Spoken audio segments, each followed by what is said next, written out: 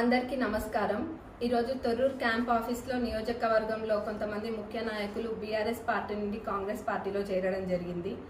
ఈ సందర్భంగా మీడియా మిత్రులతో మాట్లాడుతూ నేను కాంగ్రెస్ పార్టీకి బీజేపీకి పోటీ అని అనబోయి పొత్తు అని అన్నా. అయితే దానికి బీఆర్ఎస్ వాళ్ళు చాలా విష ప్రచారం చేస్తున్నారు. ఇప్పుడు కాంగ్రెస్కి బీజేపీకి అసలు పొత్తు అనేది ఉండదు, ఎప్పటికీ ఉండదు. కేవలం ఇది ఏంటంటే వాళ్ళు ప్రజలను తప్పుదోవ పట్టియడానికి ఒక డిస్ట్రాక్షన్ లాగా ఇది చేస్తున్నారు. ఎందుకంటే బీఆర్ఎస్ పార్టీ నుండి కాంగ్రెస్ పార్టీలోకి చాలా మంది జాయిన్ అవుతున్నారు.